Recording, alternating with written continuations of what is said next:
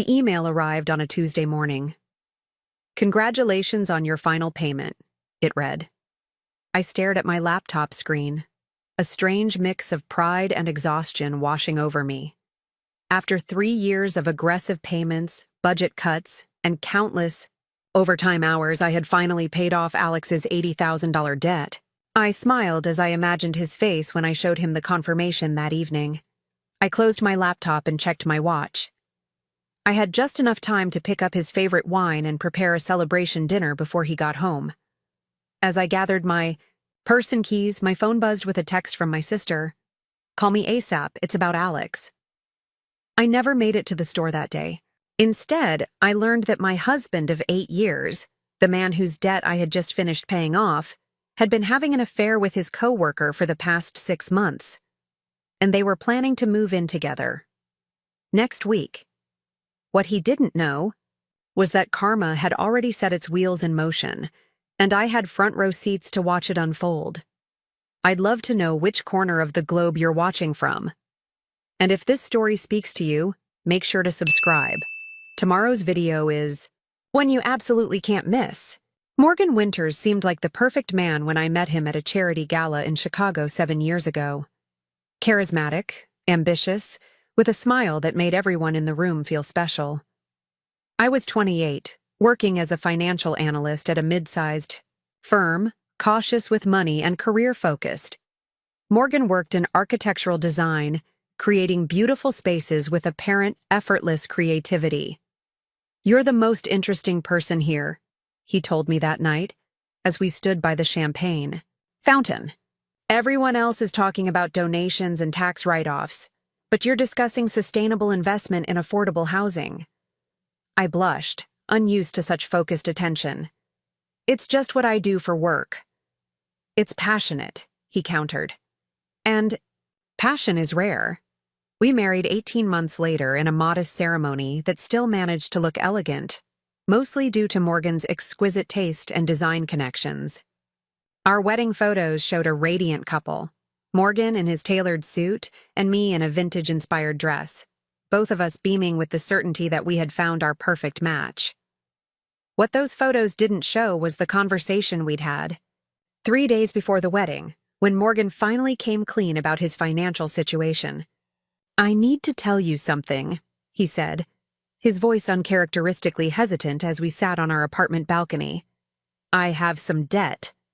Some debt turned out to be $80,000, student loans from his architecture degree, credit cards he'd maxed out, launching his career, and a personal loan from a situation he seemed reluctant to explain fully. I was shocked, having been raised in a family where debt was considered almost shameful.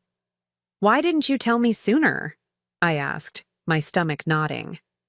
"I was afraid you wouldn't marry me," he admitted, eyes downcast. "I know how you feel about financial responsibility." The irony was that if he'd told me earlier, I wouldn't have minded. We could have created a plan together. It was the concealment that hurt. The realization that he'd hidden something so significant until I was emotionally invested and wedding plans were finalized. But I loved him, and I believed in us. "We'll figure it out together," I promised, taking his hand. Morgan lifted my fingers to his lips. "This is why you're extraordinary, Eliza. You see solutions where others see problems." The first 2 years of marriage unfolded like a carefully curated Instagram feed. Beautiful on the surface, with careful filtering of reality. We bought a modest townhouse in a neighborhood Morgan declared was up and coming. I continued working at my firm, where I had recently been promoted to senior analyst. Morgan joined a boutique architectural firm specializing in commercial renovations. Our life looked perfect from the outside. Morgan designed our home with impeccable taste, mid-century furniture blended with contemporary art and vintage accessories. We hosted dinner parties where he charmed our guests with stories and perfectly paired wines. For anniversaries and birthdays, he gave me thoughtful artistic gifts, a handcrafted jewelry box, a painting from a local artist he discovered. What our friends didn't see was the financial reality behind the scenes. Morgan's salary at the boutique firm was modest, especially compared to what some of his college classmates made at larger companies. But he insisted the creative freedom was worth it, that he was building a reputation that would eventually lead to his own firm. "It's an investment in my future. Our future," he would say whenever I expressed concern about our finances. Meanwhile, his debt loomed over us like a shadow. The minimum payments alone ate a significant portion of our monthly budget. Interest accumulated faster than we could pay it down. After 6 months of watching this cycle, I knew something had to change. "Let me handle the finances," I suggested, one night over dinner. "It's what I do professionally. I can create a structured payment plan." Morgan looked relieved. "You wouldn't mind? I hate looking at all those numbers. They just stress me out." "I don't mind," I said, though part of me wondered why an architect, whose job involved precise measurements and budgets, claimed to be so intimidated by personal finance. I spent the next weekend creating a comprehensive financial plan. I consolidated his high-interest credit cards, negotiated better terms on his personal loan, and created a budget that would allow us to tackle the debt systematically. The plan required sacrifices, fewer dinners out, more modest vacations, tighter control on spontaneous purchases. Morgan agreed to everything enthusiastically. "You're brilliant at this, Eliza. I'd be lost without you." His appreciation made the extra work feel worthwhile. I began managing everything, tracking expenses, paying bills, monitoring credit scores, scheduling payments. I set up a separate account where I transferred money for debt payments, sometimes supplementing it from my personal savings when there wasn't quite enough. For the first year, Morgan seemed to respect our new financial boundaries. He checked with me before making large purchases, brought home lunch instead of eating out with colleagues, and suggested free activities for weekends. I began to hope we were making real progress. Then came the opportunities. David invited me to join his golf club, he announced one evening, eyes bright with excitement. "It's where all the top commercial developers hang out. The networking potential is incredible. The membership fee was $5,000 annually. We can't afford that right now," I said gently. "Maybe in a few years when the debt is more manageable?" Morgan's enthusiasm dimmed. "This is about investment in relationships, Eliza. These connections could lead to major clients." I suggested alternatives. Professional associations with more reasonable fees, industry events, even offering to host networking dinners at our home. But Morgan had set his heart on the golf club. "Maybe I could take on some consulting work," I offered, hating to see his disappointment. "Just temporarily, to cover the membership." His face brightened immediately. "You do that? You're amazing. Eliza, I promise this will pay off for both of us." I took on a side project analyzing investment opportunities for a former colleague's startup. The extra 20 hours a week were exhausting on top of my full-time job, but Morgan's gratitude and his stories of promising connections made on the golf course made it seem worthwhile. 6 months later, it was a luxury watch. All the successful architects wear them. It's part of the image. Then a design conference in Barcelona. The European perspective is critical in today's global market. Each time, I found ways to make it work, picking up extra projects, cutting my own expenses, dipping into my pre-marriage savings. Throughout it all, Morgan was affectionate and appreciative. He brought me coffee in bed on Sunday mornings, left sweet notes in my laptop bag, and bragged about my financial acumen to our friends. When I expressed worry about our progress on the debt, he would massage my shoulders and remind me that his career was building steadily, that patience would be rewarded. "We're investing in our future," became his mantra, and I wanted to believe him. 3 years into our marriage, I was offered a significant promotion at work, senior investment advisor with a substantial salary increase. The new role would require longer hours and occasional travel, but would dramatically accelerate our debt payoff plan. "That's wonderful news," Morgan said when I told him, uncorking a bottle of champagne. "You deserve this recognition." Yet, as I outlined how my increased salary would help us eliminate his debt within 2 years, I noticed a flicker of something in his expression. Discomfort? Resentment? It disappeared so quickly I convinced myself I'd imagined it. The promotion changed our dynamic in subtle ways. At social gatherings, Morgan began introducing me with qualifiers. "This is my wife Eliza, the financial wizard. She keeps our ship running while I handle the creative side." There was nothing overtly wrong with these introductions, but something about his tone suggested a need to establish separate territories, as if my financial contribution needed to be balanced against his artistic contribution. When I traveled for work, he became increasingly difficult to reach. "Sorry I missed your call. I was in a design charrette," or "My phone died during the client meeting." The explanations were always plausible for someone in his profession, and I never had reason to doubt them, until Jessica Davis joined his firm.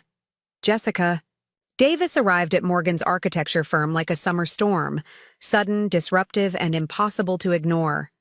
Morgan mentioned her casually over dinner one evening, describing her as the new project manager with an impressive portfolio from New York. He spoke with professional admiration, nothing more, and I thought little of it. Then her name began appearing with increasing frequency in his conversations. Jessica suggested this innovative approach to the lakefront project.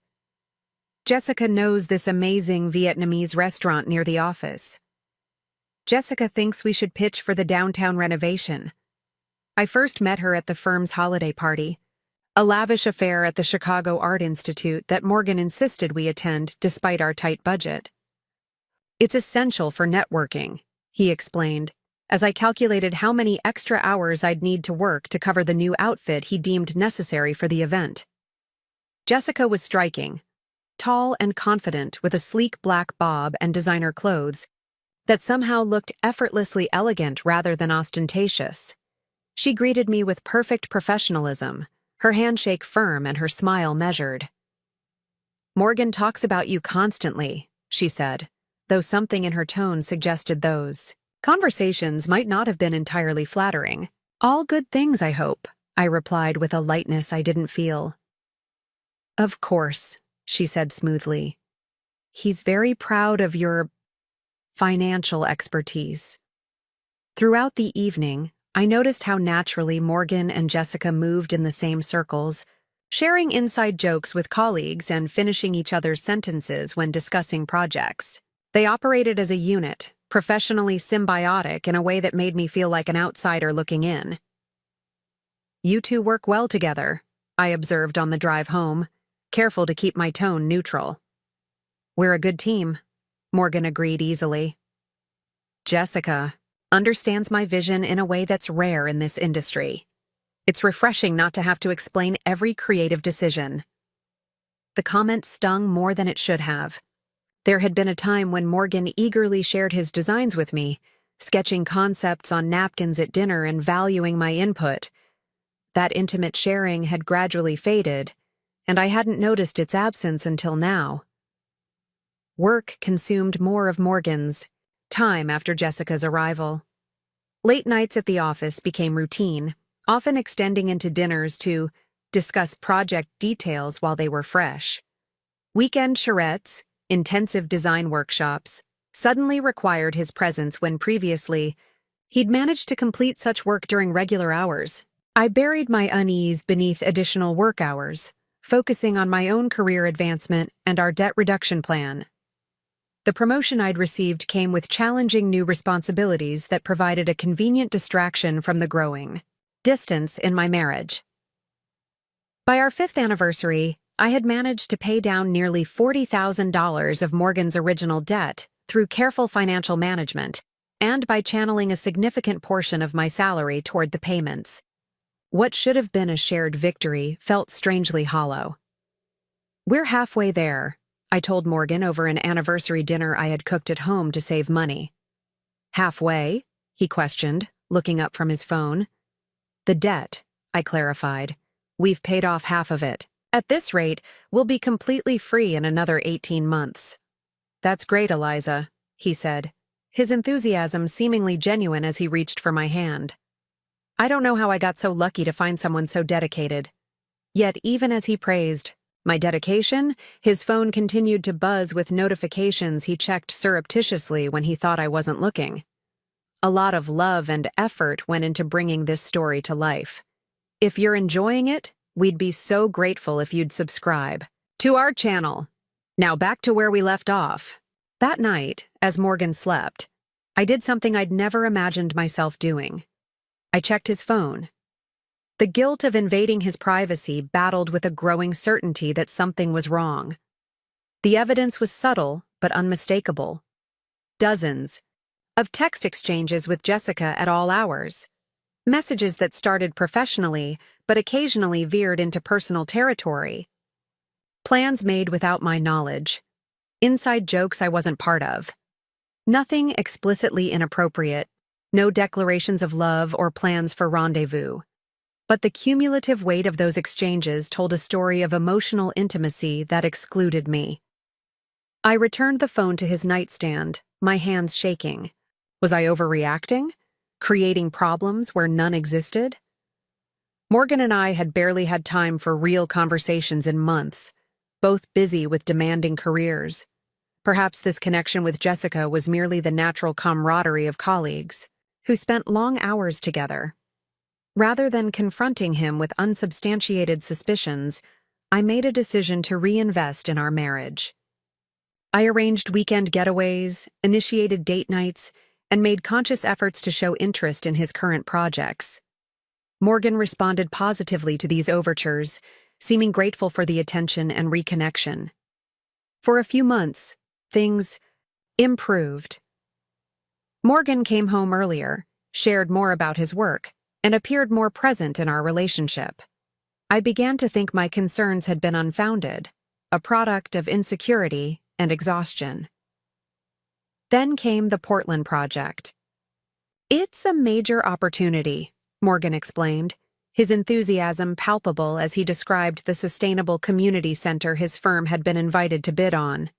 "If we win this contract, it could put us on the national map." "That's wonderful," I said, genuinely happy for his potential breakthrough. "When is the pitch?" "That's the thing," he said, his expression growing careful. "The client wants an immersive presentation. Jessica and I would need to fly out to Portland for 4 days to prepare the site analysis and preliminary concepts.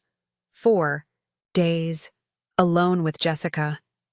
The unease I'd suppressed came rushing back. "Could someone else from the firm go instead?"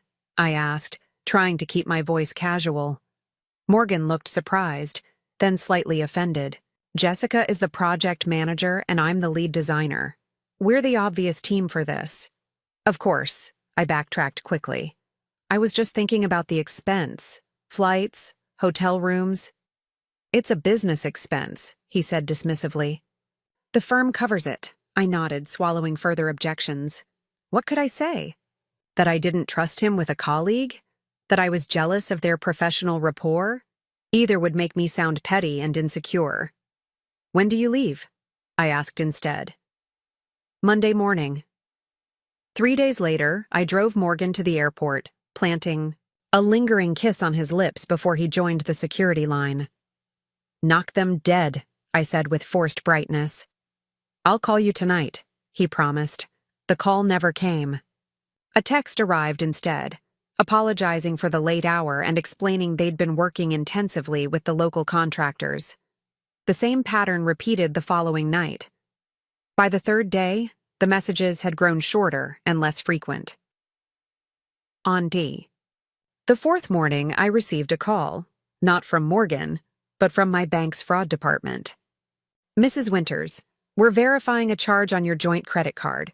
There was a purchase at Elysium Jewelers in Portland for $4,200 yesterday. Is this authorized?" My mind raced. Morgan and I had agreed not to make purchases over $500 without discussing them first, a necessary boundary given our debt repayment plan. "Can you tell me what was purchased?" I asked, my mouth suddenly dry. The merchant category is fine jewelry, the representative replied. Given the amount, our system flagged it for verification. Thank you for checking, I said mechanically. Yes, the charge is authorized. After ending the call, I sat motionless at our kitchen table. Morgan had spent over $4,000 on jewelry, an amount that would set our debt repayment plan back by months. And he had done it without a single word to me. The possibilities spun through my mind. An anniversary gift? My birthday was months away, and our anniversary wasn't for another 10 weeks. A spontaneous present to apologize for his recent emotional distance? Possible, but increasingly out of character for the Morgan I'd been living with lately, or a gift for someone else. When Morgan returned that evening, tanned and energetic despite the supposedly grueling work trip, I waited for him to mention the purchase. He described the project in detail, how impressed the clients had been with their presentation, the strong likelihood they would win the contract. Not a word about Elysium Jewelers or any extravagant purchase. How was working with Jessica? I asked, watching his face carefully. Something flickered in his expression, caution, perhaps, or calculation. Professional as always, she has excellent rapport with clients. As he unpacked, I noticed him carefully removing his toiletry bag rather than emptying it into the bathroom as he normally would. When he went to shower, I made another decision I never thought I'd make. I opened the bag. Inside, tucked into an inner pocket, was a small velvet pouch. My hands trembled as I opened it, revealing a pair of diamond earrings. Tasteful, expensive, and definitely not intended for me. I replaced the earrings exactly as I'd found them and returned to our bedroom, my mind racing with possibilities, each more painful than the last. When Morgan emerged from the shower, I studied him with new eyes. This man I had married, whose debt I had shouldered, whose career I had supported through countless sacrifices. "Everything okay?" he asked, noticing my intense gaze. "Just tired," I replied, the lie tasting bitter on my tongue. Big project at work. That night, as Morgan slept beside me, I lay awake contemplating my options. I could confront him immediately, demand explanations about the earrings and his relationship with Jessica. But my analytical mind, the same one that had created detailed debt repayment schedules and investment strategies, knew that emotional confrontations rarely yield complete truths. Instead, I decided to gather information methodically, just as I would for a complex financial analysis at work. If my suspicions were unfounded, I could put them to rest without damaging our marriage with accusations. And if they weren't, I needed to be prepared. The next morning, I called my sister Diana, the only person I trusted completely. "I need your honest opinion," I said after explaining the situation. "Am I creating a problem where there isn't one?" Diana's silence spoke volumes before she finally answered. "Eliza, you've been making excuses for Morgan's behavior for years. The real question is, why don't you think you deserve better?" Her words struck with the force of revelation. How long had I been diminishing myself to accommodate Morgan's needs, dreams, and failures? The financial sacrifices were quantifiable. Thousands of dollars in debt payments, extra hours worked, opportunities declined to maintain our debt repayment schedule. But the emotional investment was incalculable. Years of prioritizing his career over mine, of accepting his excuses, of ignoring subtle dismissals of my contributions. "What would you do?" I asked her. "I'd protect myself," Diana answered without hesitation, "financially and emotionally." After our call, I took a personal day from work, something I rarely did, and began taking stock of our financial entanglements. Our mortgage, the remaining $40,000 of Morgan's debt that I'd been paying, our joint credit cards and bank accounts. For years, I had managed these as shared resources, never distinguishing between his obligations and mine. That stopped today. I opened a separate bank account at a different institution, one Morgan had no relationship with. I transferred a portion of my savings, money I had earned before our marriage and kept in a separate account, creating a financial cushion independent of our joint resources.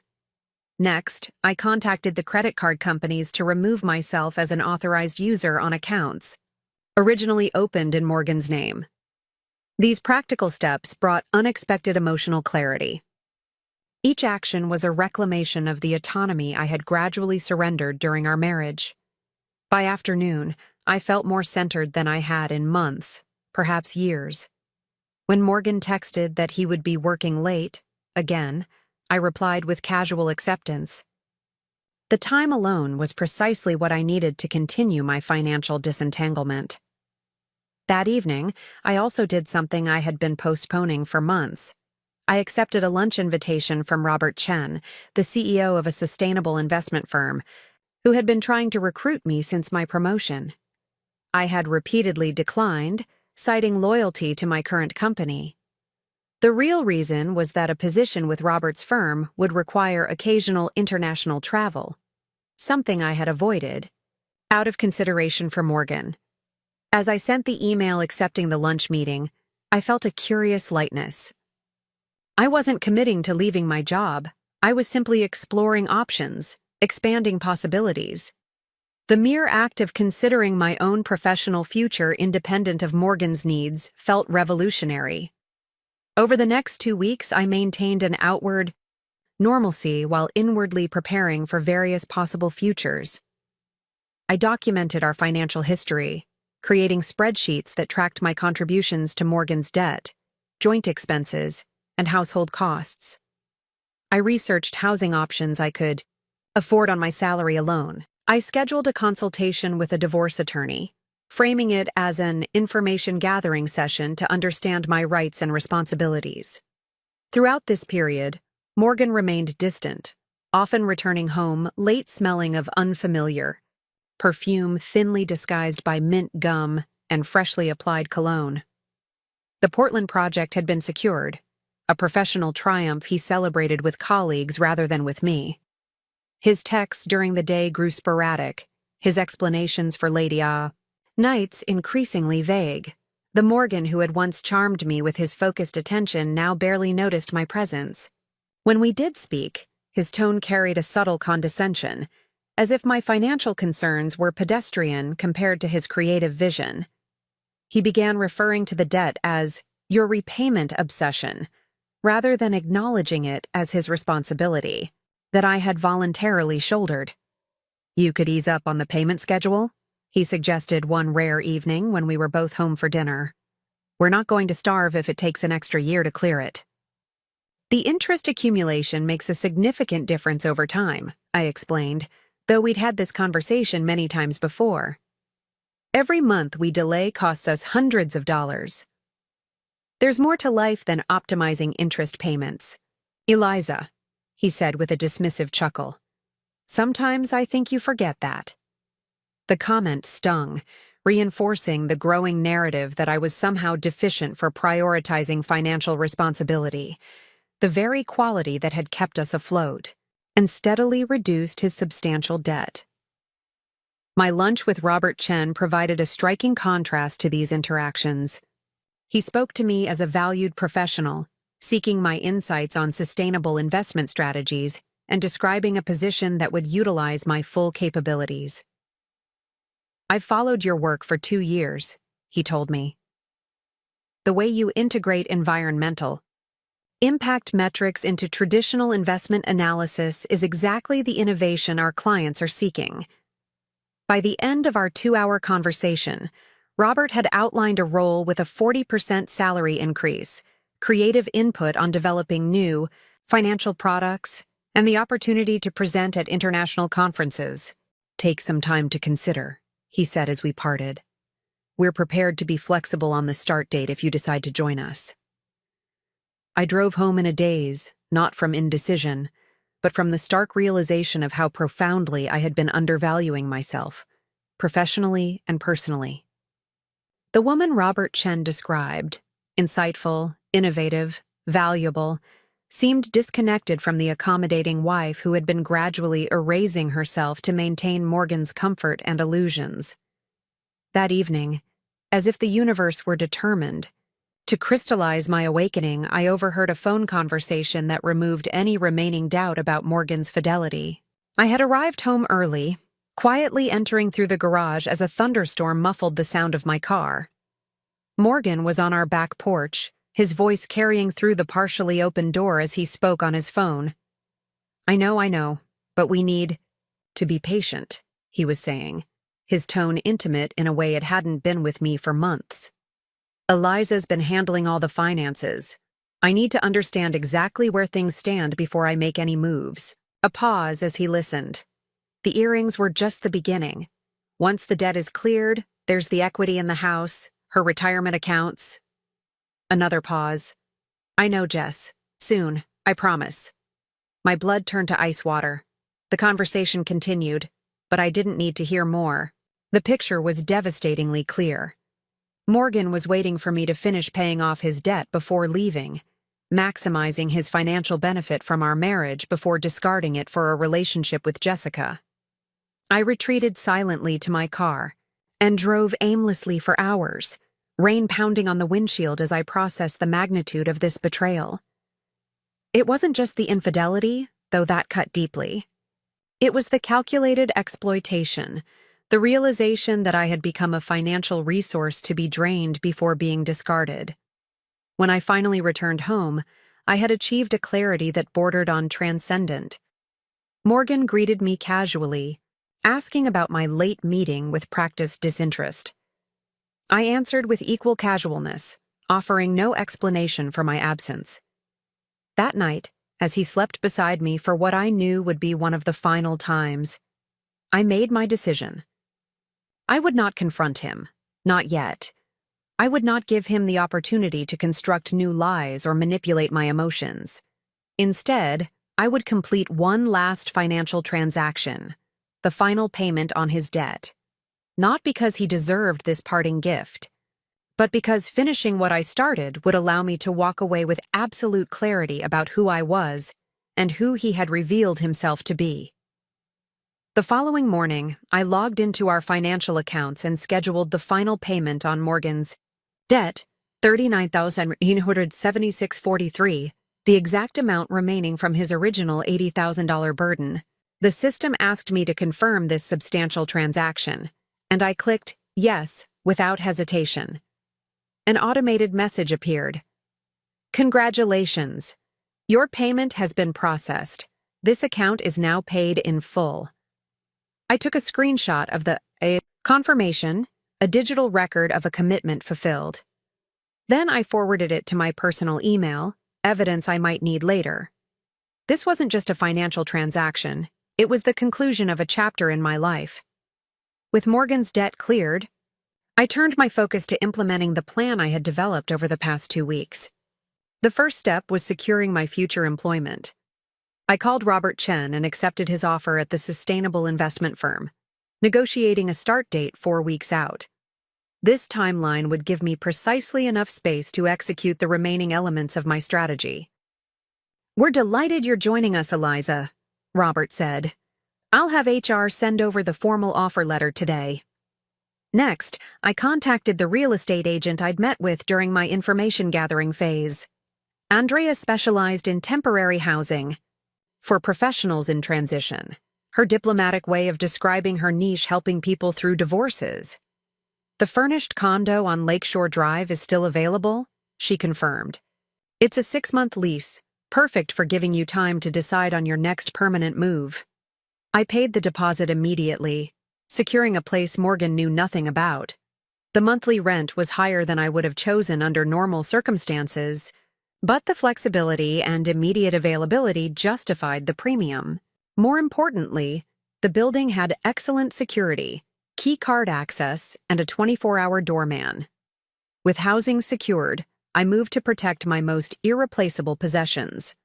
While Morgan was at a day-long client meeting, I carefully gathered items of sentimental and practical value. My grandmother's jewelry, important documents, irreplaceable photographs, and the external hard drive containing my professional portfolio. These I transported to a safety deposit box at my new bank. I also began the subtle process of reclaiming financial territory. I removed my direct deposit authorization at work, redirecting my paychecks to my new individual account. I contacted our utility companies, explaining that I would no longer be responsible for payments after the current billing cycle. For accounts that couldn't be immediately separated, I documented the final date of my financial responsibility with detailed notes and confirmation numbers. Throughout these preparations, I maintained an outward normalcy that required more acting skill than I knew I possessed. I continued making dinner on the evenings Morgan came home, asking about his day with practiced interest, even as my internal landscape had transformed completely. Each night as he slept, I refined my exit strategy, adjusting timelines and confirming details. Morgan, absorbed in his own deception, noticed nothing amiss. His late nights continued. His distraction when home remained constant. Occasionally, he made gestures toward connection, bringing home my favorite dessert or suggesting a weekend movie. But these moments felt performative, like an actor hitting his marks before the real scene he was waiting to play. 2 weeks after clearing Morgan's debt, I received the formal offer letter from Robert Chen's firm. The compensation package exceeded even his initial discussion. In addition to the substantial salary increase, they offered a signing bonus, relocation assistance, though I hadn't yet mentioned my impending move, and equity options that would vest over 3 years. The position would include quarterly travel to their European offices in London and Copenhagen, with potential expansion to their new Singapore branch. I signed the contract immediately, scanning and emailing it back within hours. Something about making this commitment felt like throwing a rope across a chasm, securing my connection to a future professional identity unconstrained by Morgan's needs and expectations. That evening, Morgan arrived home early for the first time in weeks, carrying takeout from my favorite Thai restaurant and a bottle of champagne. "Let's celebrate," he announced, his smile wider than I'd seen in months. "What are we celebrating?" I asked, careful to keep my tone neutral. "The Portland project just got expanded. The client wants us to design 2 additional buildings on the campus." He popped the champagne with a flourish. "It's a significant fee increase, and I'm being named lead architect for the entire development." "Congratulations," I said, accepting the glass he offered. "That's a major achievement." Morgan raised his glass in a toast. "To new beginnings and expanded horizons." The irony of his words wasn't lost on me. We were indeed both headed toward new beginnings, though not the shared future his toast implied. "The best part," Morgan continued, his eyes bright with an excitement I once would have found infectious, "is that I'll be spending more time in Portland. The client wants someone on site regularly during the initial phase." "How regularly?" I asked, though I already suspected the answer. "At least 3 days a week for the next few months." He took a long sip of champagne. "Jessica will handle things here while I'm gone." I nodded, as if considering the logistics of this arrangement rather than recognizing it for what it was. The perfect cover for their relationship to advance while maintaining appearances. "That's quite a commute," I observed. "Actually," Morgan said, his tone deliberately casual, "I've been thinking it might make sense to get a small place there, just for these few months. More cost-effective than hotels, and the firm would cover most of it." The pieces were falling into place exactly as I had suspected. The Portland apartment would be their sanctuary, a space away from watchful colleagues and inconvenient spouses. Jessica would undoubtedly be a frequent visitor, those diamond earrings sparkling under northwest skies. "Seems sensible," I replied, maintaining my composure despite the anger simmering beneath. "When would this start?" 2 weeks, Morgan said, looking relieved at my apparent acceptance. "We're still working out the details." 2 weeks. The timing was almost poetic in its perfection. My own plans were set to culminate in exactly 10 days. As we ate dinner, Morgan became uncharacteristically attentive, asking about my work and future goals with an interest he hadn't shown in months. The performance was so convincing that for a brief, disorienting moment, I found myself responding genuinely, sharing thoughts about sustainable investment trends I found exciting. "You've always been brilliant at the financial stuff," he said, reaching for my hand across the table. "I couldn't have managed any of this without you." The statement, intended as a compliment, crystallized everything wrong with our relationship. To Morgan, my financial stuff wasn't a career worthy of respect or a skill deserving admiration. It was a support service that enabled his ambitions. I wasn't a partner, I was infrastructure. I extracted my hand gently, using the excuse of reaching for my water glass. "It's what I do," I said simply.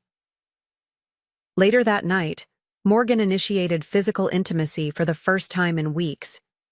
I found myself faced with an unexpected ethical dilemma. Refusing would signal a change in our dynamic that might alert him to my plans. Accepting felt like a betrayal of myself. I chose a middle path, responding with just enough engagement to avoid suspicion while maintaining an emotional distance that protected my dignity. Afterward, as Morgan drifted to sleep with the satisfied expression of someone whose world was unfolding according to plan, I slipped from the bed and went to the guest bathroom. Under the harsh fluorescent light, I studied my reflection, searching for traces of the woman who had once believed so completely in the partnership we were building together. She was gone, replaced by someone with clearer eyes and a stronger spine. The transformation wasn't just about discovering Morgan's betrayal. It was about recognizing how completely I had subordinated my own worth to accommodate his vision of our life together. As I returned to our bedroom, my phone vibrated with an email notification. It was from the property manager of my new condo, confirming that the keys would be available for pickup in 7 days. Morgan stirred slightly at the sound, but didn't wake. I silenced my phone and placed it face down on the nightstand. 7 more days of careful pretense, of strategic preparation. Then I would execute the final phase of my plan, not with dramatic confrontation or emotional ultimatums, but with the same methodical precision with which I had managed our finances and paid down his debt. Morgan had underestimated me in every possible way. Soon he would understand exactly how profound that miscalculation had been. The week before my planned departure unfolded with surreal precision. Morgan, energized by his Portland project and what he believed was his imminent freedom, became almost giddy, staying home more often, initiating conversations about future plans, even suggesting a weekend getaway, to reconnect before the Portland commuting begins. "I've missed us," he said one evening, his sincerity so convincing that for a fleeting moment, I questioned my certainty about his betrayal. "With the debt finally behind us, I feel like we can start fresh." I smiled and agreed, the words tasting like ash in my mouth. There was a particular cruelty in his performance, this pantomime of recommitment precisely when he planned to leave, this pretense of valuing what he had already discarded. Each day, I continued my methodical preparations. I scheduled a mail, forwarding service to my new address. I digitized important documents and secured them in encrypted cloud storage. I gradually relocated clothing and personal items Morgan rarely noticed, taking them to my new condo in small batches that wouldn't be missed from our shared closets.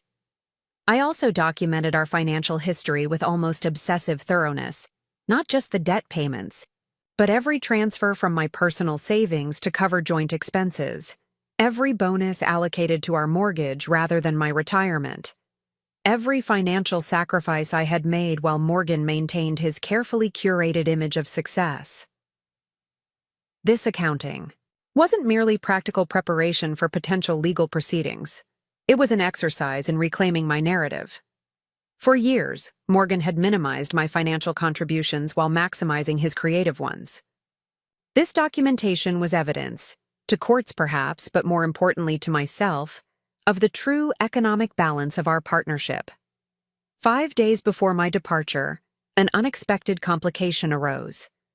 Morgan announced over breakfast that his parents planned to visit the following weekend, the exact time I had scheduled my move.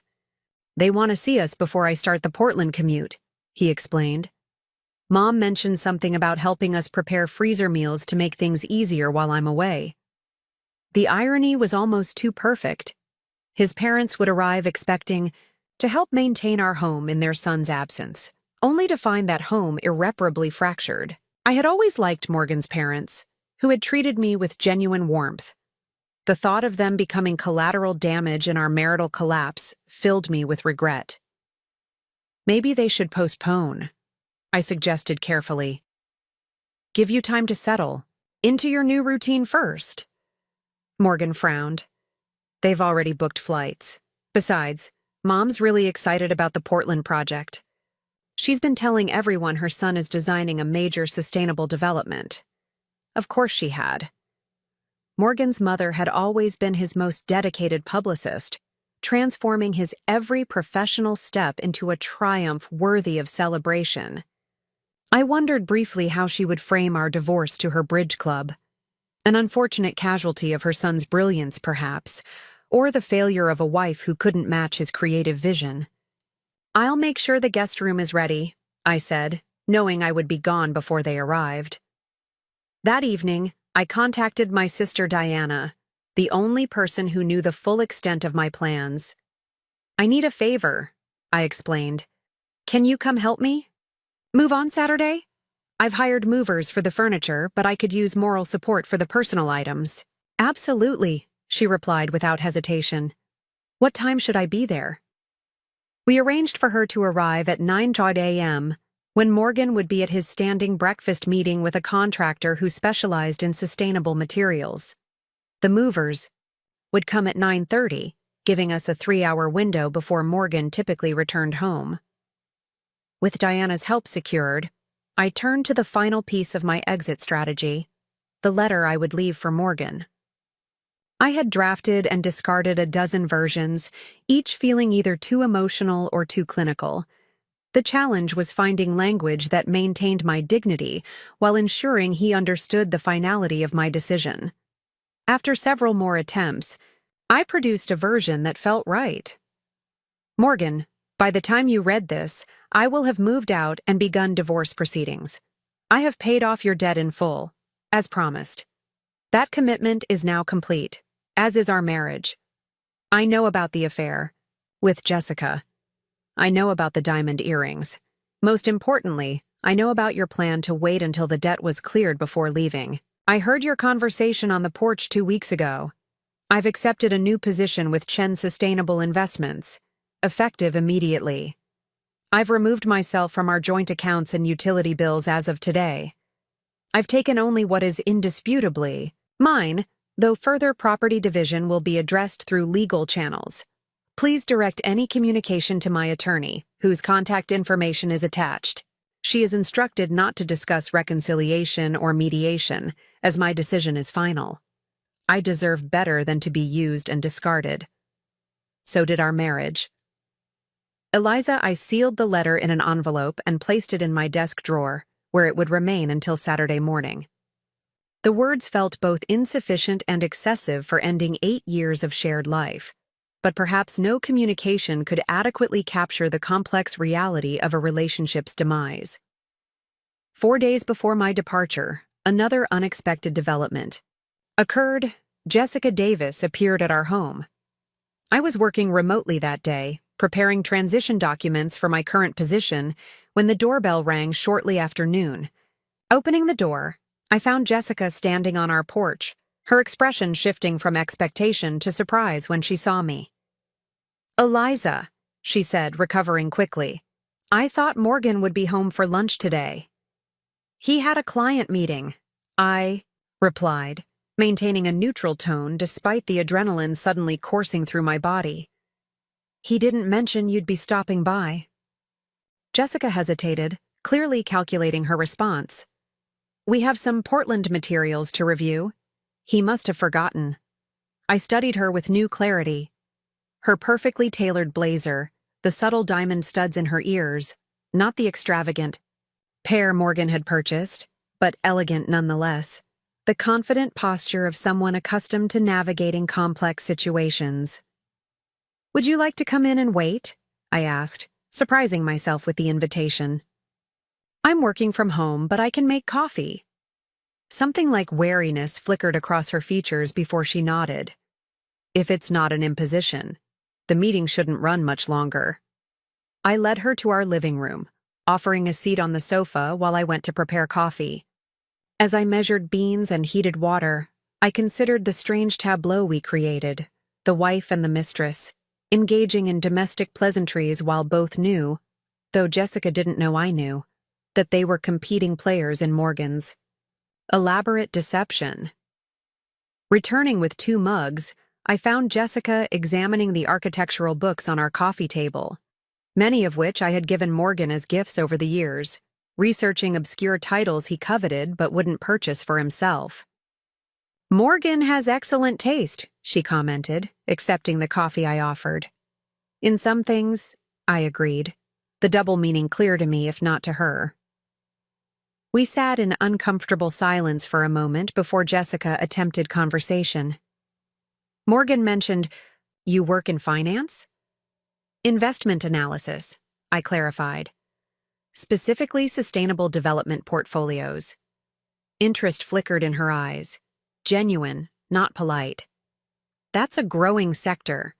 Are you seeing significant returns compared to traditional investments?" The question launched a surprisingly engaging discussion about environmental impact bonds and green infrastructure financing.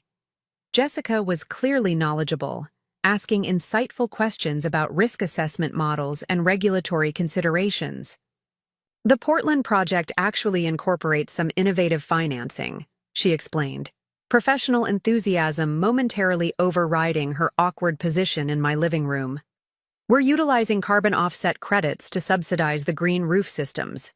For 20 minutes, we talked as colleagues might, the personal entanglement temporarily superseded by shared professional interests. It was a disorienting experience, finding intellectual common ground with the woman who had participated in betraying me. As our conversation reached a natural pause, I found myself asking the question that had lingered since discovering the affair. "Does it bother you that he's married?" Jessica's composure faltered, coffee mug freezing halfway to her lips.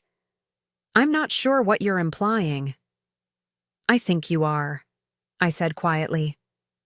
"I know about you and Morgan. I know about the Portland plans." She set her mug down carefully, studying me with a new calculation. "Morgan said your marriage was effectively over, that you were together in name only, focused entirely on your financial concerns rather than emotional connection. The familiar narrative, casting me as the cold, money-obsessed wife to justify his pursuit of passion elsewhere, stung despite my preparation for exactly this revision of our history. An interesting perspective, I replied, maintaining my composure. Especially given that I've spent the last 3 years paying off his $80,000 debt. That doesn't strike me as the action of someone emotionally disconnected from their partner." Jessica's surprise was evident. Morgan had clearly neglected to mention this particular detail in his reimagining of our marriage. $80,000? He said the debt was from joint expenses, home renovations. I laughed, the sound sharp and humorless.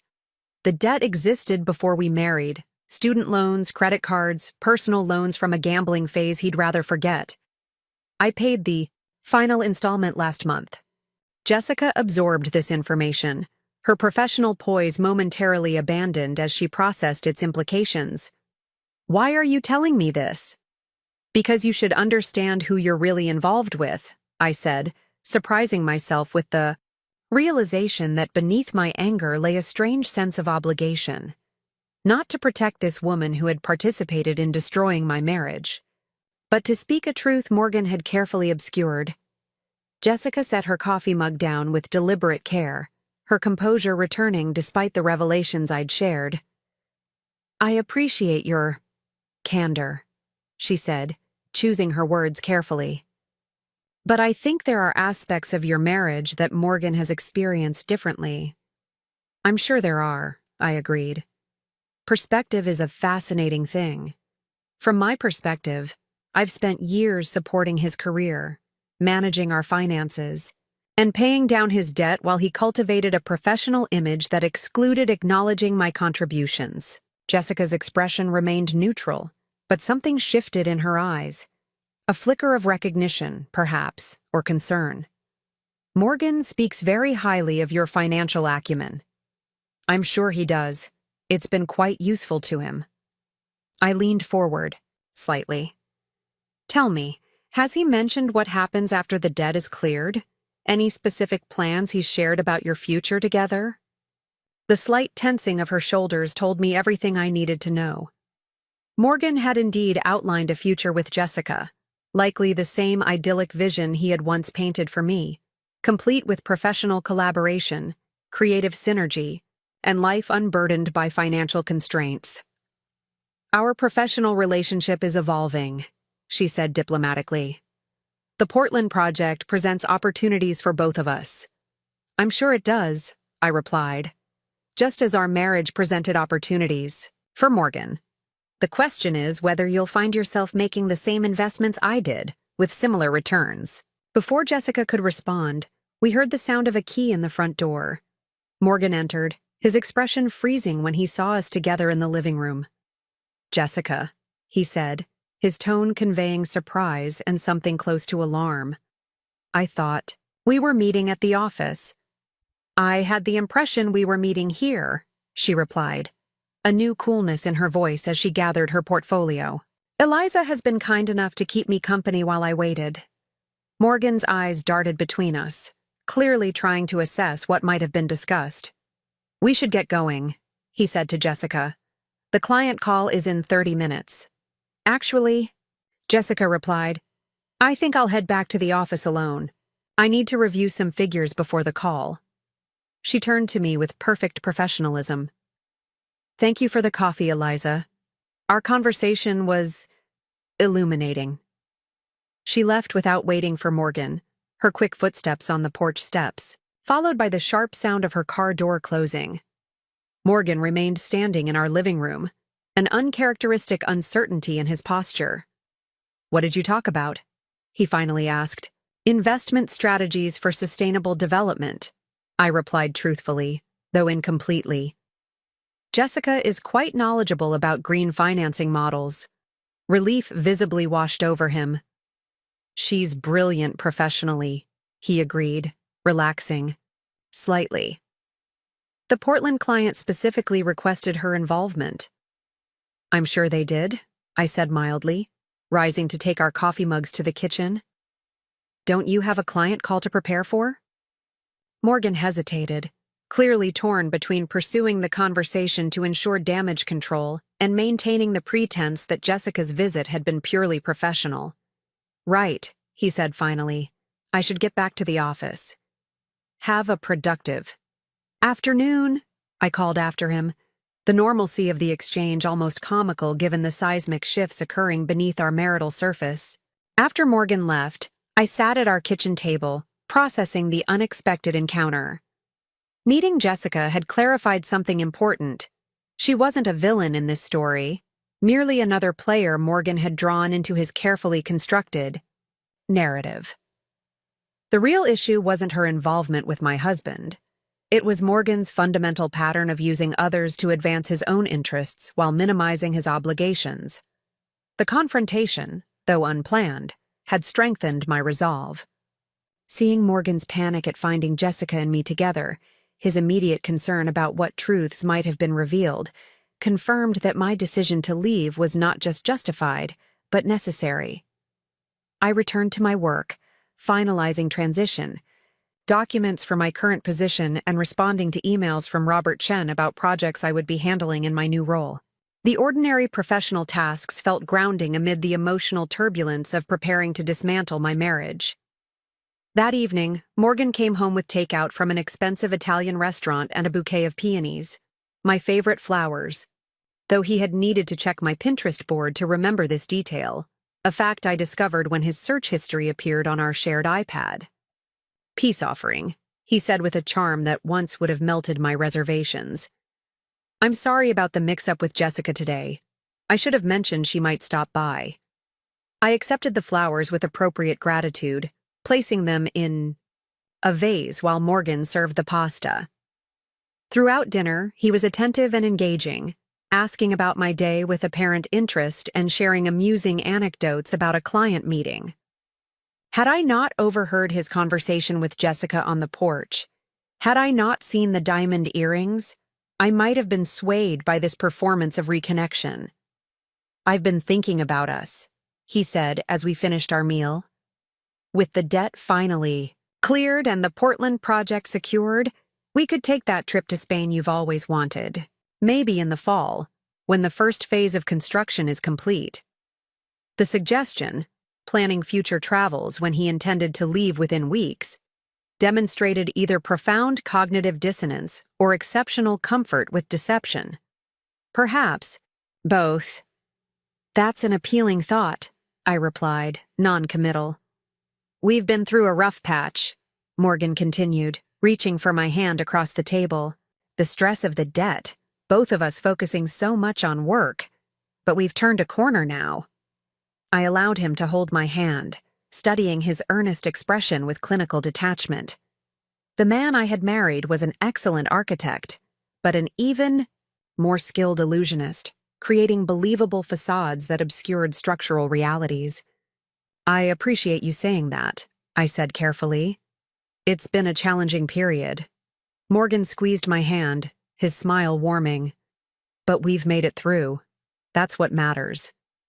For a moment, I wondered what motivated this renewed attention, whether it was simply maintaining appearances until his planned departure, or if my unexpected meeting with Jessica had triggered some competitive instinct to secure his position with both women. Perhaps it was even simpler. Morgan needed my continued financial management until he established his new life in Portland. Whatever the motivation, the performance continued through the evening. Morgan suggested watching a documentary series I'd mentioned wanting to see. He massaged my shoulders while we sat on the couch. He asked thoughtful questions about my career aspirations, listening with apparent attention to my responses.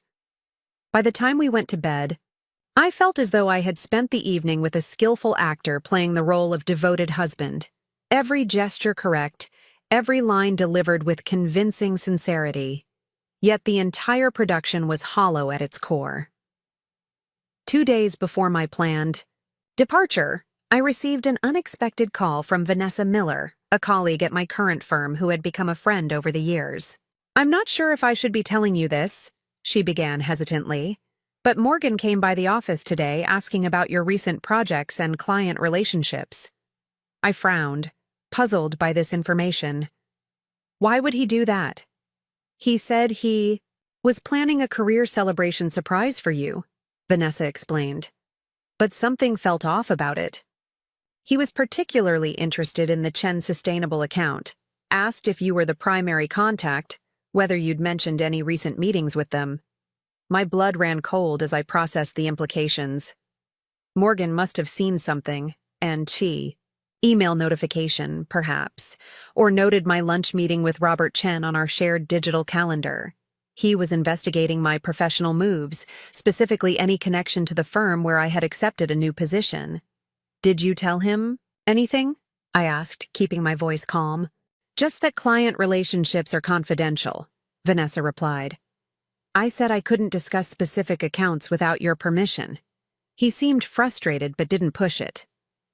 "Thank you for letting me know," I said. "I appreciate your discretion." After ending the call, I immediately checked my computer security. Had Morgan accessed my email, reviewed my browser history?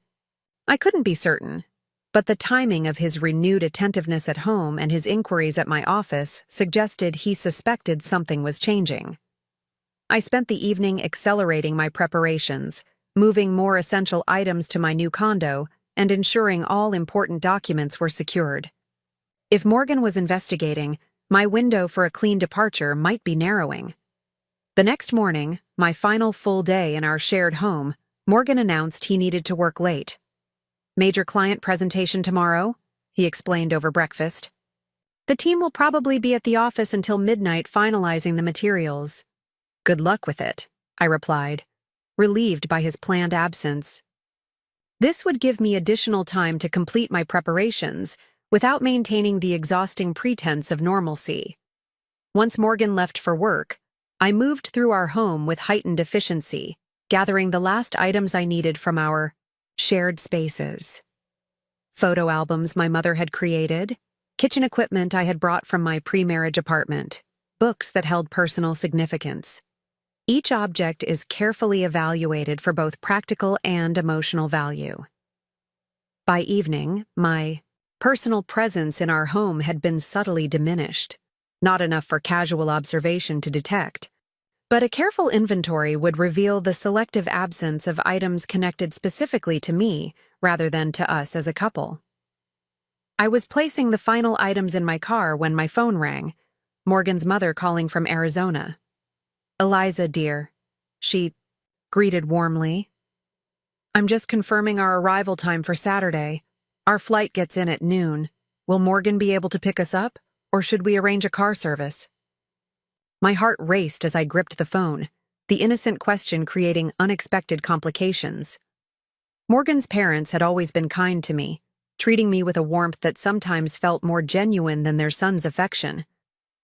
I hadn't considered how my departure would affect them or how I might navigate this particular conversation. "Patricia," I began, my mind racing for a response that wouldn't reveal too much while not actively deceiving her. "I think a car service might be best. Morgan's schedule has been quite unpredictable with the Portland project." "Of course, dear. We certainly don't want to add any pressure. How are you holding up with all his travel coming up?" "Richard and I, we're just saying how difficult these career transitions can be on a marriage." The concern in her voice made what I needed to say next even more difficult. "Patricia, I think it's best if you speak with Morgan about the weekend. There have been some changes in our situation that he should explain directly." A pause followed, the silence heavy with unasked questions.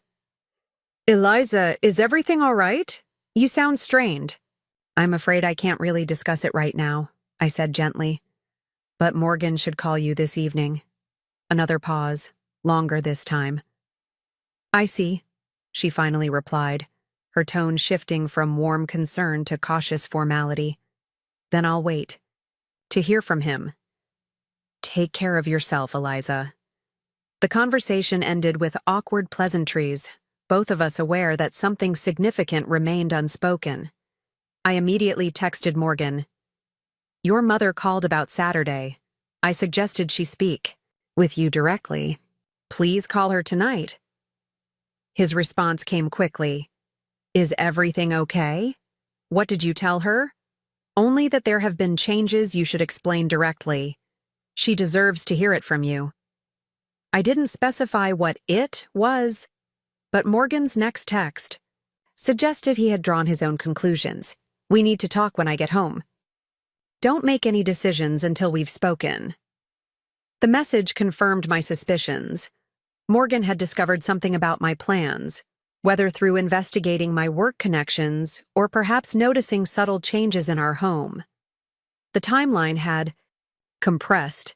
I needed to accelerate my departure. I called Diana immediately. "Can you come over now instead of tomorrow morning? I think Morgan suspects something." "I'll be there in 30 minutes, she replied without hesitation. "Should I bring help?" "No, just you. I've already moved most of the important things. I just need support for the final stage." While waiting for Diana, I contacted the moving company, offering a significant premium to move my scheduled pickup from tomorrow to tonight. Then I called Andrea, the real estate agent handling my condo. "Is there any possibility I could get the keys tonight rather than tomorrow? I'll pay whatever expediting fee is necessary."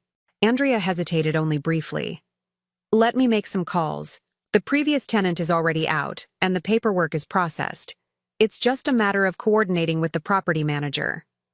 By the time Diana arrived, I had received confirmation that both changes were possible.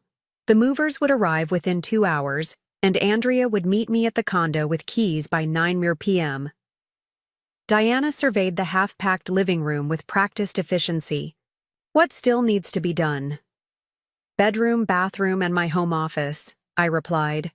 I've already packed most of it, but it needs to be loaded into my car.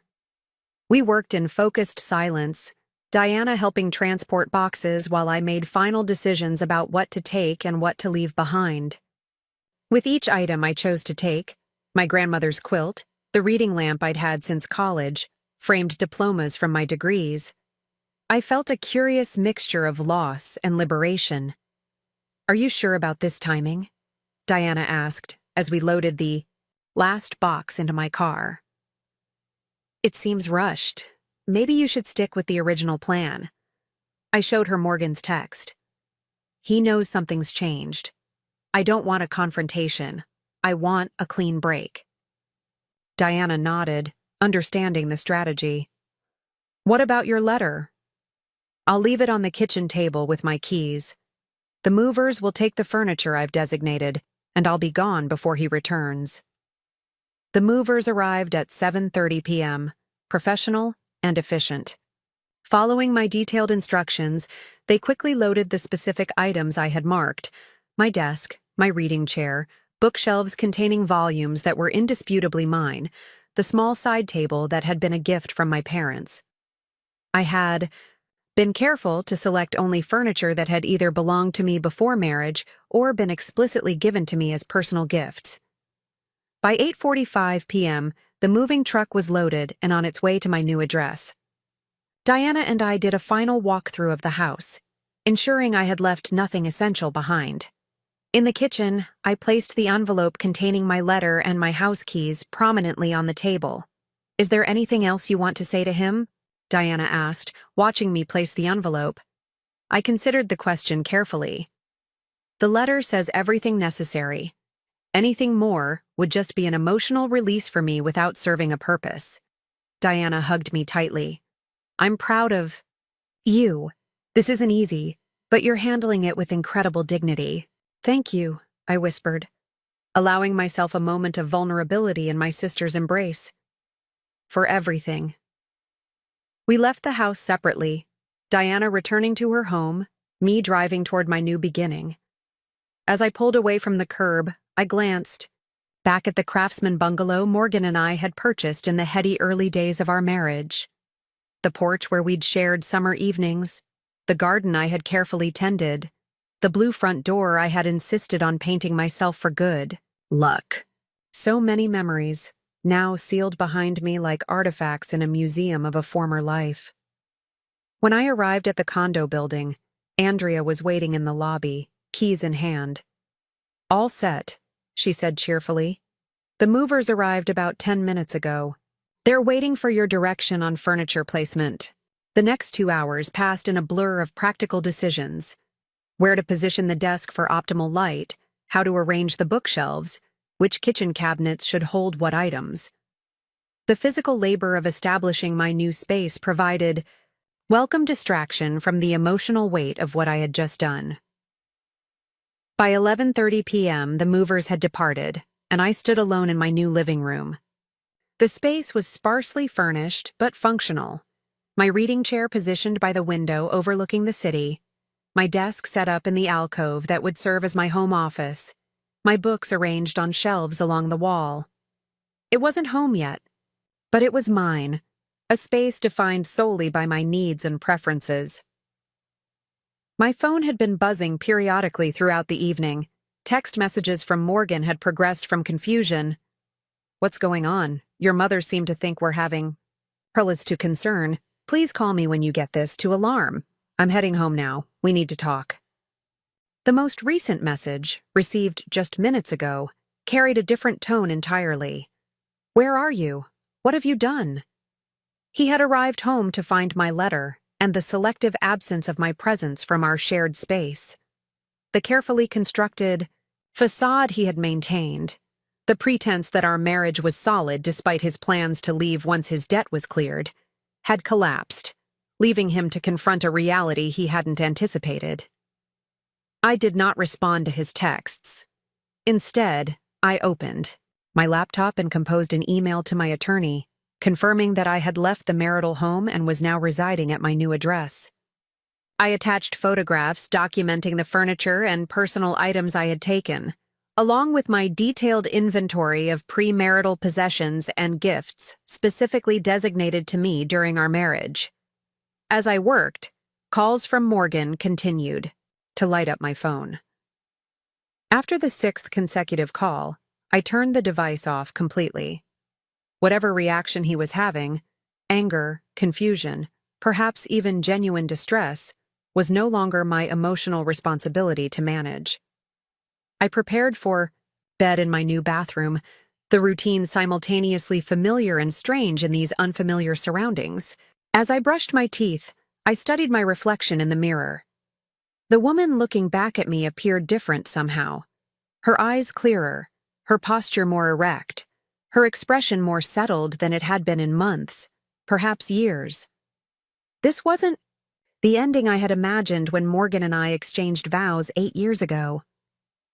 Then, I had believed in the partnership we were building, the future we would create together. I had accepted his debt as part of that shared future, viewing its repayment as an investment in our collective life. Now I understood that what I had perceived as investment had actually been exploitation.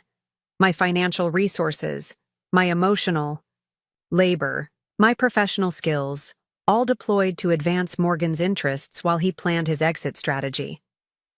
The clarity of this understanding brought not bitterness but a strange peace. I had fulfilled my commitments, paid the debt, maintained our home, supported his career. That those commitments had been built on false premises was Morgan's failure, not mine. As I settled into bed, my familiar sheets now on a new mattress, in a new room, I allowed myself to acknowledge the full spectrum of emotions I had been managing so carefully during my exit planning. Grief for the marriage I had believed in, anger at Morgan's betrayal, anxiety about my uncertain future.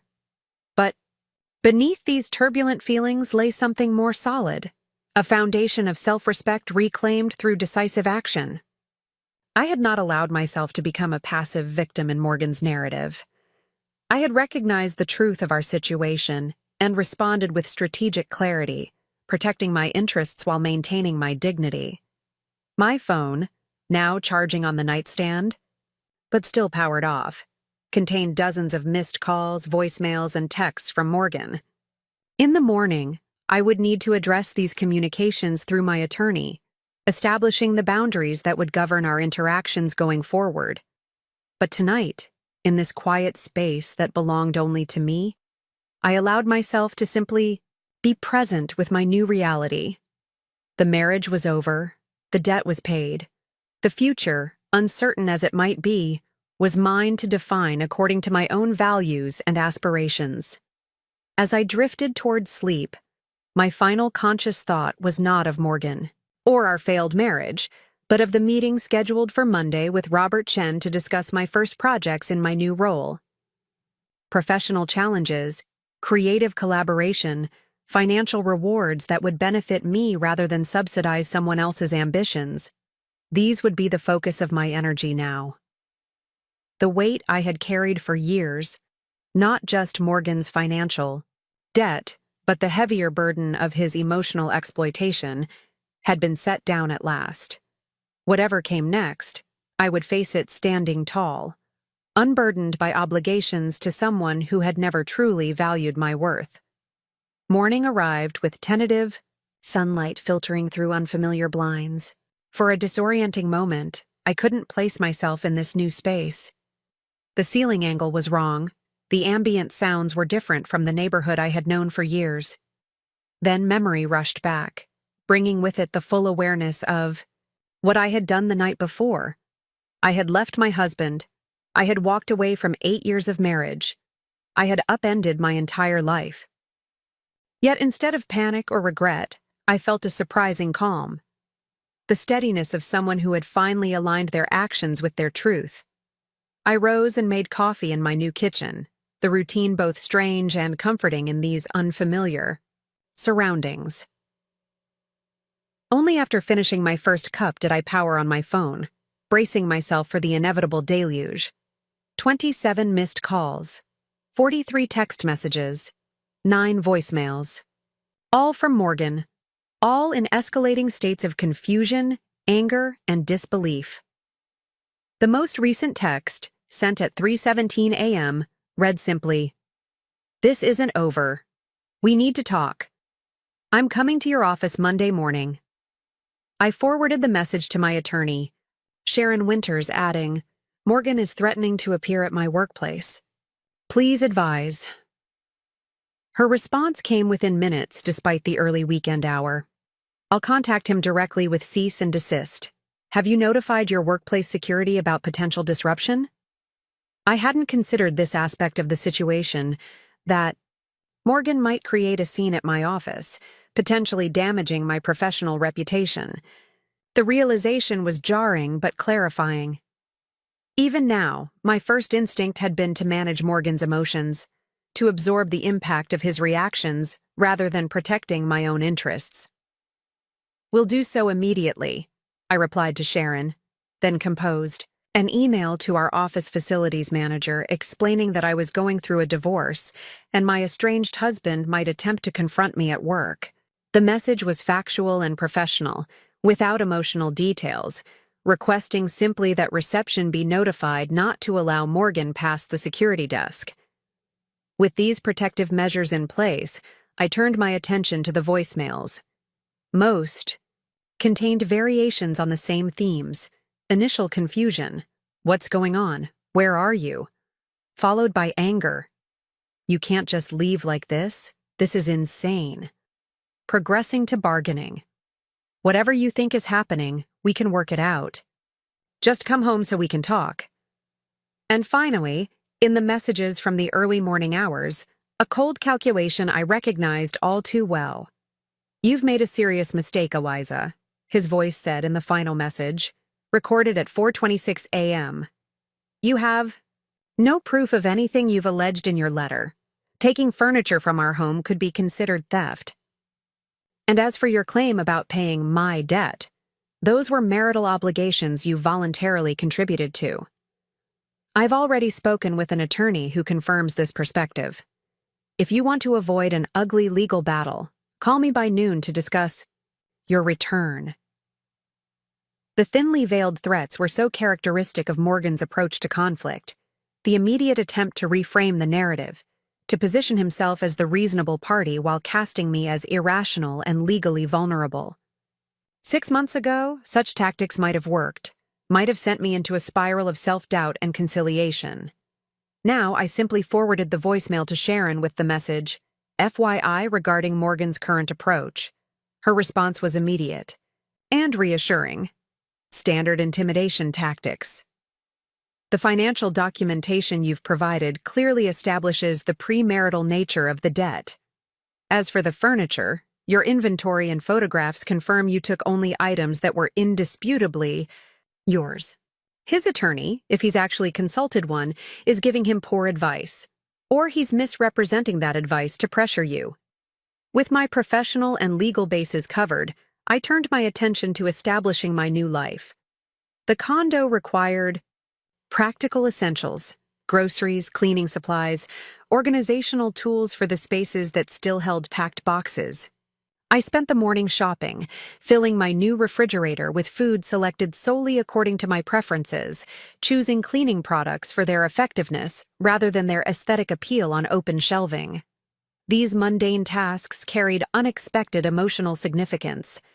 For years, even grocery shopping had been a negotiated activity.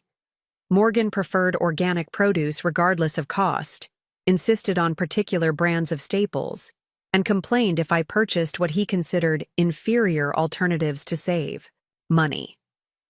Now each item in my cart represented an unconstrained choice, a small declaration of independence. By late afternoon, I had transformed the condo from a collection of furniture and boxes into something approaching a home. Books lined the shelves, kitchen essentials occupied logical locations, my clothing hung in the bedroom closet.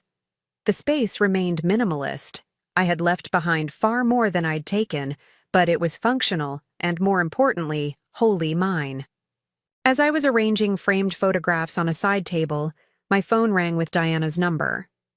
"How's the new place?" she asked when I answered. "Getting settled?" "It's coming together," I replied. "Not exactly home yet, but getting there." "Morgan's been calling me," she said, her tone careful. "Demanding to know where you are, whether I helped you leave. He showed up at my house about an hour ago." My stomach tightened. "What happened?" "Peter told him to leave or he'd call the police," she said, referencing her husband. Morgan started ranting about family loyalty and enabling destructive behavior. He seemed unhinged, Eliza. Not at all like the composed person we're used to seeing. The image of Morgan losing his carefully maintained control, the polished professional facade cracking to reveal the desperation beneath, was both concerning and validating. For years I had glimpsed aspects of his character that others never saw, the calculation behind the charm, the selfishness beneath the apparent generosity. Now others were witnessing what I had long experienced in private. "Are you and Peter okay?" I asked. "We're fine," Diana assured me. "But you should know he's actively looking for you. He called Mom and Dad, too." This news jolted me. "What did they say?" "That they love you and support whatever decision you've made," Diana replied. "Dad was actually pretty fierce about it. Told Morgan that if you left, he probably deserved it." Tears sprang to my eyes, not of sadness, but relief. My parents had always been politely reserved about Morgan, never criticizing him directly, but never demonstrating the warmth they showed toward Diana's husband, Peter. I had interpreted their restraint as simple personality differences, not recognizing it as the subtle judgment it apparently was. "I should call them," I said. "They'd like that," Diana agreed. "But they're not pressuring you. They just want you to know they're in your corner, whatever you need." After speaking with Diana, I called my parents, explaining the situation in broad strokes without delving into every painful detail. Their response was immediate and unambiguous support, offering practical help with my transition and emotional reassurance about my decision. "You've always had remarkable clarity, Eliza," my father said. "Even as a child. If you've determined, this marriage isn't viable, we trust your judgment completely." Their confidence bolstered my resolve as I continued settling into my new space. By evening, the condo felt significantly more personal. Art hung on walls, familiar objects occupied surfaces, the generic rental unit gradually transforming into a reflection of my tastes and priorities. At 7:30 p.m., my attorney called with an update. "Morgan's attorney contacted me this afternoon," Sharon informed me. "They're requesting a meeting to discuss reconciliation options before proceeding with formal divorce filings." "Reconciliation isn't on the table," I replied firmly. "I made that clear in my letter." "I conveyed that position," Sharon assured me. "However, a meeting might actually be beneficial from a strategic perspective. It would establish the tone for subsequent negotiations and allow us to present your documentation directly. Additionally, seeing you firm in your decision might help Morgan accept the reality of the situation more quickly." I considered her reasoning. "When will this meeting occur?" "Wednesday afternoon at our offices," she replied. "Neutral territory with professional parameters. I would be present throughout, and we would establish strict time limitations and agenda boundaries." The prospect of facing Morgan so soon after my departure sent a flutter of anxiety through my chest. Yet I recognized the practical wisdom in Sharon's suggestion. Avoiding direct communication would only prolong the process and potentially escalate Morgan's attempts to contact me directly. "All right," I agreed. but I want it clearly established beforehand that reconciliation discussions are off the table. This meeting is solely to establish parameters for an amicable separation. Absolutely, Sharon confirmed. I'll send the communication tonight and copy you on all correspondence. After the call ended, I wandered to the condo's balcony, a small, outdoor space overlooking the city park below. The evening had turned cool, stars appearing in the darkening sky above the urban landscape. Pedestrians moved along the pathways, couples walking hand in hand, runners completing evening exercises, dog walkers pausing at benches. Watching this tableau of ordinary life continuing around me, I felt a curious sensation, a simultaneous awareness of my smallness within the larger human story, and the immense significance of the changes I had initiated in my own narrative. My personal earthquake had altered everything in my immediate experience, yet from this vantage point, I was simply another person navigating the universal complexities of love, betrayal, and self-discovery. The perspective was oddly comforting. Whatever pain and challenges lay ahead in finalizing my divorce, in establishing my new professional identity, in rebuilding my personal life, I was neither the first nor the last to walk this particular path. Countless others had faced similar crossroads and found their way forward. My phone buzzed with a text message. Not from Morgan this time, but from Robert Chen. Looking forward to your first day Monday. The team is excited to welcome you, and I've scheduled one-on-one meetings with your direct reports throughout the week. Let me know if you need anything before then.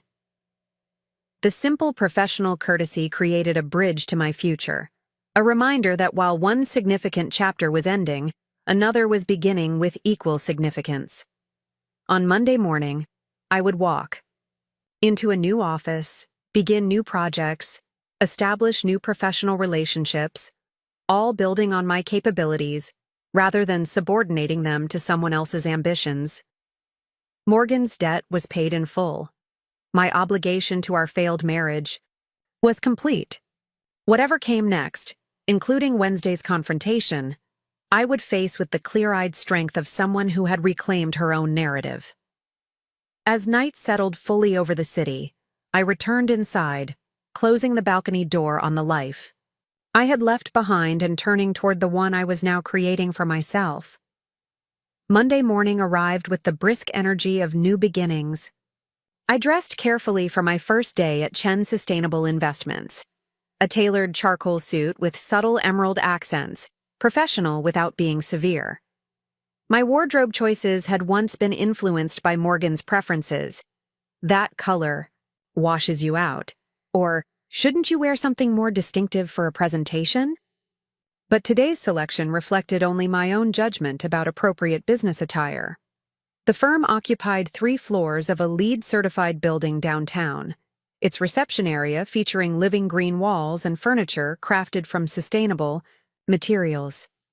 Robert Chen himself greeted me in the lobby, his handshake warm and his welcome genuinely enthusiastic. "The team is eager to meet you," he said, leading me through security protocols and toward the elevator. "We've scheduled an informal breakfast gathering before your orientation sessions begin."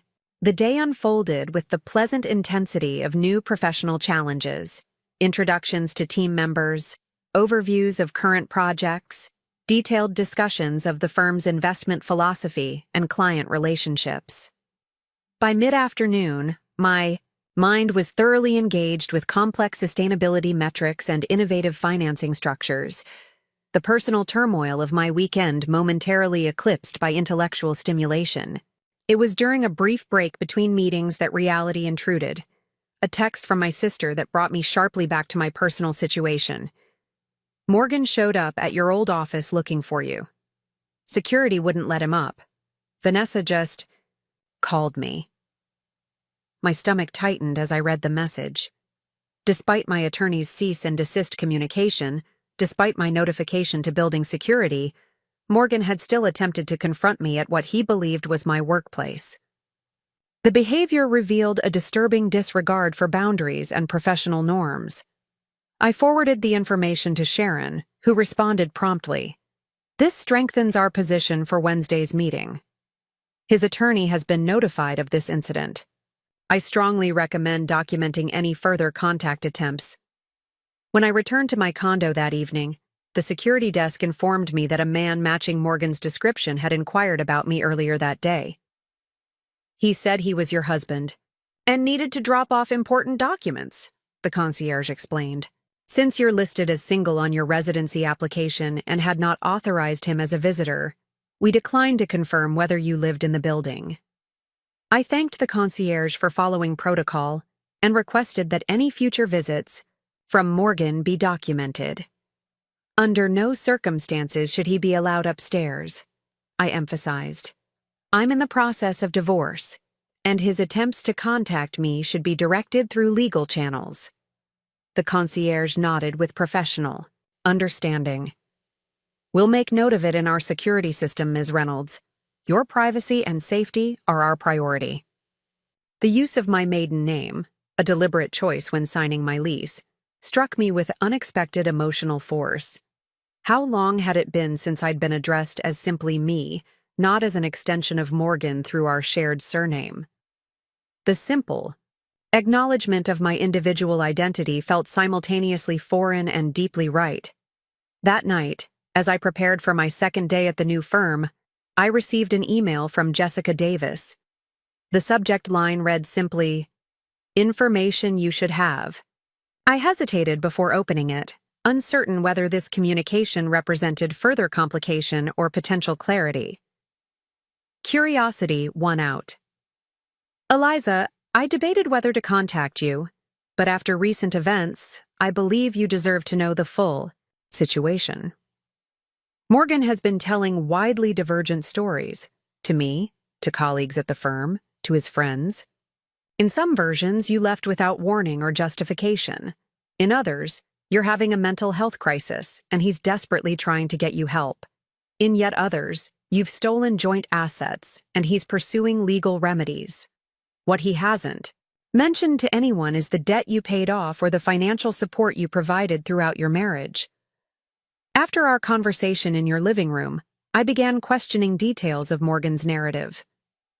When I pressed him about the debt, he became defensive and eventually admitted that yes, you had helped with some student loans, though he minimized the amount and your role in resolving it. I've also learned that his position on the Portland project is less secure than he represented. The client specifically requested another design lead due to concerns about Morgan's preliminary concepts. His frequent trips to Portland were primarily damage control, not the professional triumph. He described, "I'm not sharing this information to cause additional pain, but because I believe in professional integrity and basic honesty. Whatever existed between Morgan and me is over. I cannot build anything meaningful with someone who so casually misrepresents reality and uses others as financial safety nets. I wish you well in your new journey, and apologize for any role I played, however unknowingly, in the dissolution of your marriage." Jessica Davis. I read the email twice, absorbing its implications. Jessica's communication revealed not just Morgan's continued pattern of deception, but also the unraveling of his carefully constructed professional narrative. The Portland project, the opportunity he had leveraged to create space for his relationship with Jessica while preparing to leave me, was apparently failing. His charming facade was cracking in all aspects of his life simultaneously. I drafted a brief, dignified response. "Jessica, thank you for sharing this information. While painful, clarity is ultimately valuable. I wish you well in your professional endeavors and appreciate your integrity in reaching out. Eliza Reynolds." The exchange brought unexpected closure to one aspect of the complex emotional landscape I was navigating. Jessica was neither villain or victim in this story, merely another person who had been drawn into Morgan's elaborate self-mythology before recognizing its fundamental dishonesty. Wednesday arrived with the leaden anticipation of an unavoidable confrontation. I met Sharon at her office 30 minutes before the scheduled meeting, reviewing our strategy and the documentation we would present. "Remember, she advised as we organized financial records and property inventories. This meeting is primarily for establishing procedural parameters. If Morgan attempts to veer into emotional territory or reconciliation appeals, I'll redirect the conversation. You're not obligated to engage with anything beyond the practical aspects of dissolving the marriage. I nodded, grateful for her clear boundaries and professional guidance. What should I expect from him? Sharon considered the question thoughtfully. Based on his communications thus far, likely an initial attempt at reconciliation, possibly followed by financial intimidation. If that fails, when those approaches prove unsuccessful, he may try to position himself as the injured party, perhaps even suggesting therapy or counseling as intermediate steps. Her assessment aligned perfectly with my understanding of Morgan's typical strategies: charm, first, then intimidation, followed by appeals to external authority or expertise. The predictability of these tactics, once identified, diminished their power significantly. At precisely 2:00 p.m., the receptionist announced Morgan's arrival with his attorney, Gerald Hoffman, a family law specialist known for representing high-earning professionals in contentious divorces. Sharon and I rose to greet them in the conference room, the formality of the setting establishing a professional tone for what might otherwise have been an emotionally charged encounter. My first glimpse of Morgan in 4 days was jarring. The polished architect with his carefully maintained appearance had been replaced by someone showing visible signs of strain. His normally impeccable hair slightly disheveled, subtle shadows beneath his eyes suggesting disrupted sleep, his typically relaxed posture now rigid with tension. Our eyes met briefly as he entered, his expression cycling rapidly through surprise, perhaps at my composed demeanor, calculation, assessing potential strategies, and finally settling into a carefully constructed concern that might have seemed genuine to someone who hadn't witnessed its rehearsal over years of marriage. "Eliza," he began, his voice modulated to convey both intimacy and restraint. Sharon intervened smoothly. "Let's begin with introductions for the record," she suggested, effectively interrupting whatever personal appeal Morgan had prepared. "Sharon Winters, representing Eliza Reynolds." The formal use of my maiden name established an immediate psychological distance. Morgan's attorney followed suit with his own introduction, though Morgan himself seemed momentarily thrown by the procedural approach. "As established in our preliminary communications," Sharon continued, "today's meeting focuses exclusively on establishing parameters for an equitable dissolution of the marriage. Mrs. Reynolds has clearly indicated that reconciliation discussions are not on the agenda." Morgan shifted in his seat, the muscles in his jaw visibly tensing. "I think that's premature," he interjected. "Before diving into legal proceedings, Eliza and I should have the opportunity to discuss what's happened privately. This situation has escalated due to miscommunications and assumptions that could be resolved through direct conversation." The familiar strategy, positioning his perspective as reasonable while implying my actions were impulsive or based on misunderstanding, might once have made me question my own judgment. Now it simply confirmed the validity of my decision.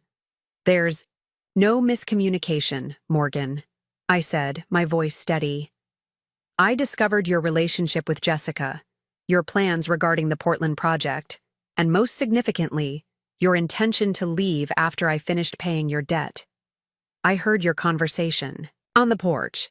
There's nothing to discuss privately." Morgan paled slightly, apparently not expecting such direct reference to his overheard conversation. His attorney placed a cautioning hand on his arm, silently advising restraint. "Regardless of personal matters," Hoffman interjected smoothly, "Mr. Winters has expressed concern about the removal of joint property from the marital home without prior agreement. This constitutes a potentially problematic first step in what could otherwise be an amicable process." Sharon smiled with professional politeness as she opened a folder containing my meticulously documented inventory. "We anticipated this concern," she replied, sliding copies across the table. You'll find a comprehensive list of items Mrs. Reynolds removed from the residence, along with documentation establishing their status as either premarital possessions or gifts specifically designated to her during the marriage. She turned to the second page. You'll also note photographs of each furniture piece taken before removal, along with provenance documentation for significant items. Mrs. Reynolds was exceedingly careful to take only what is indisputably hers. Morgan's attorney reviewed the materials with growing discomfort, clearly recognizing the thoroughness of our preparation. Morgan himself appeared increasingly agitated, his eyes scanning the inventory as his fingers drummed against the conference table. "This doesn't address the fundamental issue," he said finally, looking directly at me rather than at Sharon. "You left without warning, Eliza. After 8 years of marriage, don't you think I deserved a conversation rather than a letter?" Before I could respond, Sharon intervened. "Mrs. Reynolds made her decision after discovering your affair and your explicit plans to leave once she had completed paying your substantial premarital debt. Her communication method reflects the breach of trust these discoveries represented." Morgan flushed, glancing quickly at his attorney. "That's a mischaracterization of private conversations taken out of context. And regardless of any personal issues, there's the matter of financial entanglement." Eliza's letter referenced debt payments that were actually joint marital obligations, not personal loans. This was the moment I had anticipated. Morgan attempting to reframe our financial history to minimize his obligation and maximize his claim on our joint assets. Sharon nodded slightly, signaling me to proceed as we had discussed. "I've prepared a comprehensive financial accounting," I said, my voice steady as I opened my own folder. "This documents the origin of all debt present at the beginning of our marriage, $80,000 in total, consisting of your student loans, personal credit cards, and the gambling-related personal loan from your former roommate." I slid the documentation across the table, dates, account numbers, original balances, all meticulously organized. The second section shows my systematic payment of these obligations over our 8-year marriage, with particular acceleration in the past 3 years. You'll note that these payments came predominantly from my separate earnings, often supplemented from my premarital savings, when your financial contributions were directed toward career development expenses. Morgan stared at the documents, his expression shifting from confidence to visible discomfort as he recognized the thoroughness of my records. His attorney leaned in, reviewing the financial timeline with growing concern. "These statements could be interpreted various ways," Hoffman offered cautiously. "Financial contributions in a marriage are rarely so clearly delineated." "I anticipated that perspective," I replied, turning to the final section of my documentation. This contains contemporaneous email exchanges between Morgan and myself regarding these payments, in which he explicitly acknowledges both the premarital origin of the debt and my role in resolving it. I highlighted a particularly damning message from 3 years prior, in which Morgan had written, "I don't know how I got so lucky finding someone willing to tackle my financial mistakes. Knowing you're handling those old loans and cards gives me the freedom to focus on building my career. I promise it will pay off for both of us eventually." Morgan's face had drained of color as he recognized his own words. "These were private communications," he said, his voice tight. "Taking them out of context to build some financial case against me is manipulative and dishonest." "On the contrary," Sharon interjected smoothly, "these communications establish a clear understanding between you regarding the nature of these financial obligations. There's nothing manipulative about documenting the truth." Hoffman, recognizing the strength of our position, shifted strategy. "While these financial matters will require further discussion, there's also the question of Ms. Reynolds's, abrupt career change.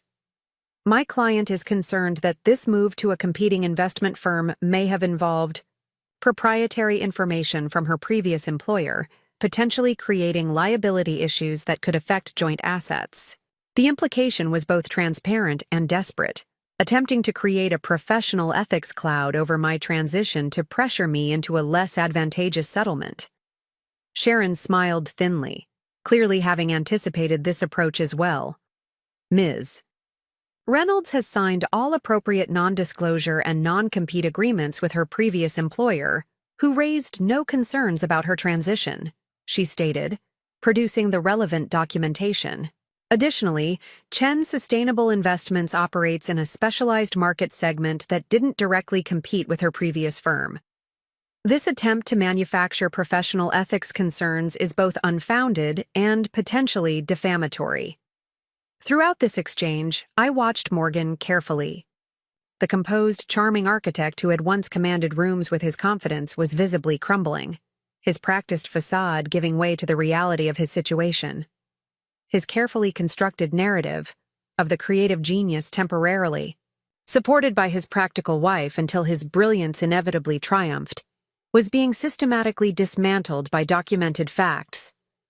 "This isn't about documentation or legal positioning," Morgan said finally, his voice taking on the injured tone I recognized from previous conflicts. "This is about our marriage, Eliza, about the life we built together. Yes, I made mistakes. Yes, there were moments of weakness with Jessica. But throwing away 8 years over what was essentially a flirtation seems extreme." The characterization of his relationship with Jessica, the diamond earrings, the planned Portland apartment, the explicit strategy to leave after my financial support was no longer needed, as essentially a flirtation might once have made me doubt my own perceptions. Now it simply confirmed the fundamental dishonesty that had defined our marriage. "Morgan," I said, meeting his gaze directly for the first time in the meeting, "I heard your conversation with Jessica on the porch. I know about your plans to leave once the debt was cleared. I know about your calculations regarding our joint assets. This isn't about jealousy or overreaction. It's about recognizing that our marriage has been based on fundamentally different understandings of partnership and honesty." Morgan's expression froze, the realization that I had heard his explicit strategy discussion clearly hitting him fully for the first time. His attorney leaned in to whisper something, but Morgan shook him off. "What exactly did you hear?" he asked, his voice unnaturally controlled. "Everything," I replied simply. "Your discussion of timing, waiting until I'd paid off the debt before making any moves. Your mention of accessing the equity in our home, and my retirement accounts after securing your financial position. Your promise to Jessica that it would happen soon." It was quite comprehensive. The color drained from Morgan's face as his attorney placed a restraining hand on his arm, clearly trying to prevent whatever response was forming. For a moment, the conference room fell completely silent, the weight of exposed deception hanging in the air between us. Hoffman broke the silence with practiced diplomacy. "Perhaps we should take a brief recess to consult privately with our clients," he suggested, making eye contact with Sharon. "That seems wise," Sharon agreed. "Shall we reconvene in 15 minutes? As Morgan and his attorney left for a private consultation room, Sharon turned to me with quiet approval. "That went exactly as anticipated," she observed. "Your documentation is impeccable, and his reaction to learning you overheard that specific conversation tells us everything we need to know about its content." "What happens next?" I asked, feeling oddly calm despite the confrontation. "Based on their reaction, I anticipate a significant shift in negotiating position," Sharon explained. "Their initial aggressive stance is clearly untenable given the evidence. They'll likely move toward damage control and expedient resolution, rather than protracted conflict." Her prediction proved accurate. When Morgan and Hoffman returned 15 minutes later, the change in approach was immediately evident. Gone was the righteous indignation, replaced by a subdued pragmatism that suggested they had recognized the fundamental weakness of their position. After reviewing the documentation more thoroughly, Hoffman began, his tone now conciliatory, "We believe an equitable division of assets can be achieved without prolonged litigation. My client is prepared to acknowledge the substantial contribution Ms. Reynolds made toward resolving premarital debt and to reflect that contribution in our settlement proposals. The remainder of the meeting focused on establishing procedural timelines for asset valuation, property division protocols, and communication parameters. Morgan remained largely silent, offering only necessary responses to direct questions, his earlier attempts at emotional manipulation replaced by a resigned compliance with the legal process.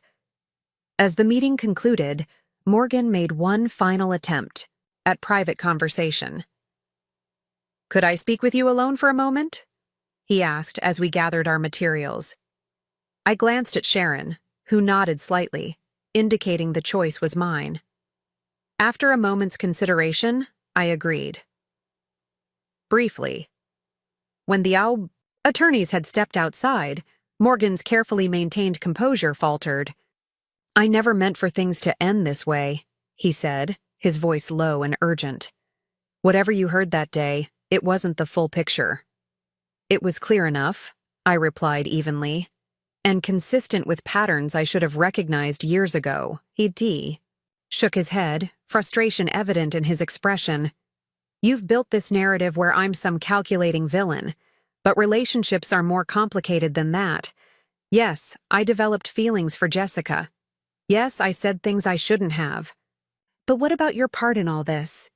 The constant focus on finances, the way you measured everything in dollars and cents, treating our marriage like another investment to be optimized? The attempt to reframe our relationship history, to cast my financial responsibility as emotional deficiency, was so characteristic that it almost made me smile. Even now, facing the documented reality of his exploitation, Morgan was attempting to reconstruct a narrative where his behavior was justified by my failings. "That's an interesting perspective," I said calmly. "But I didn't pay off your $80,000 debt because I was focused on finances. I did it because I believed in us, in building a future together that wasn't burdened by your past mistakes. That wasn't about optimization. It was about love." Morgan flinched slightly at the word love, his eyes dropping to the conference table. "What I've learned," I continued, "is that believing in someone who doesn't value that belief isn't nobility. It's self-betrayal. I don't regret paying your debt, Morgan. I regret only that I didn't recognize sooner what that dynamic revealed about our relationship." I gathered my folder, tucking it neatly into my briefcase. "I wish you well with the Portland project and whatever future you're building. But that future won't include me or my financial support." As I turned to leave, Morgan called after me, a desperate edge in his voice. "The Portland project is falling apart, Eliza. The client is backing out. Jessica has requested reassignment. Everything is unraveling." I paused, absorbing this confirmation of what Jessica's email had suggested. "I'm sorry to hear that," I said, and found that I genuinely meant it. Despite everything, I took no pleasure in his professional struggles. "I could use your help," he admitted, the words clearly difficult for him. "Your financial perspective, your organizational skills, just until I get things stabilized." The request, so characteristic in its assumption that my resources should remain available to him despite his betrayal, crystallized everything wrong with our relationship. Even now, facing the consequences of his actions, Morgan saw me primarily as a utility to solve his problems rather than a person he had deeply wounded. "No, Morgan," I said simply, "my help is no longer available to you." With those words, I walked out of the conference room, nodding to Sharon as I passed. She fell into step beside me, respecting my silence as we made our way to the elevator. "Are you all right?" she asked as the doors closed behind us. "Better than I expected," I replied, surprised to find it was true. The confrontation had brought neither vindictive satisfaction nor lingering pain, just a clear-eyed acceptance of what had been and what needed to be. The following months unfolded with unexpected smoothness. The divorce proceedings, which I had feared might become protracted and contentious, moved forward with relative efficiency. Morgan, perhaps recognizing the futility of fighting the documented financial history, agreed to a settlement that acknowledged my contribution to eliminating his debt and divided our remaining assets accordingly. My professional transition flourished, beyond my expectations. Robert Chen proved to be not just an excellent employer, but a genuine mentor, providing opportunities to lead innovative projects that aligned with my values. 6 months into my new role, I was invited to present our sustainable investment model at an international conference in Copenhagen, my first professional trip overseas and a validation of expertise that Morgan had consistently minimized. On a personal level, healing came gradually but steadily. I developed new friendships through a financial literacy group I joined, eventually becoming a volunteer instructor, helping women understand and take control of their finances. The condo transformed from a temporary refuge to a genuine home, each decorating decision and furnishing choice affirming my reclaimed autonomy. 1 year after leaving Morgan, I received an unexpected package at my office, a newspaper clipping, from Portland about the scaled-back opening of the community center project, accompanied by a handwritten note, Eliza. The project finally opened, though not as originally envisioned. The client reduced the scope by 60% after multiple design and budget issues. Morgan was removed as lead architect 6 months ago. I thought you might find this information relevant to your journey. I've accepted a position with a firm in Seattle, focusing on affordable housing projects, work with genuine impact rather than prestige. Your perspective during our brief conversation helped clarify what actually matters in both career and relationships. With respect and appreciation, Jessica Davis, the note prompted reflection, but not regret. According to mutual acquaintances, Morgan had eventually sold our former home at a significant loss and relocated to Phoenix, where he'd taken a mid-level position with a commercial architectural firm, a step down from his previous role, but perhaps better aligned with his actual capabilities, rather than his self-mythology. As for me, the aftermath of paying off Morgan's debt and walking away from his betrayal had transformed into something unexpected. Not just survival, but genuine flourishing.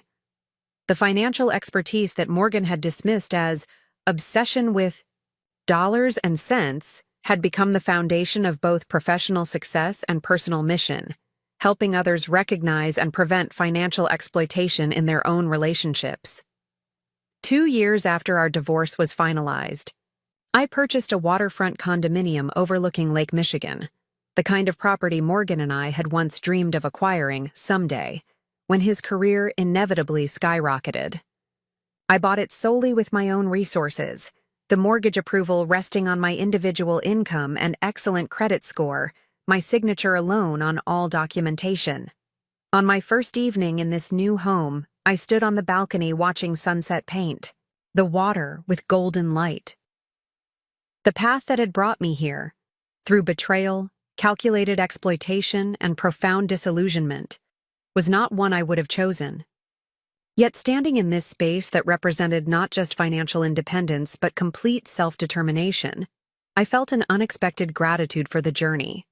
I had paid off Morgan's $80,000 debt, believing it was an investment in our shared future, only to discover he planned to discard me once my financial utility was exhausted. But karma had other plans indeed. Morgan had lost everything he valued: his prestigious position, his professional reputation, his carefully constructed image of success. I had gained something far more valuable than the money I'd once devoted to his debt. I had reclaimed my worth, not as measured by someone else's validation, but as defined by my own standards, values, and achievements. In the end, that was the truest balance sheet of all. Looking for more? We've got 2 amazing stories ready for you right on screen. If this one touched you, these are absolutely worth your time. Click to watch them now. And hey, subscribe and hit that bell to never miss our latest uploads.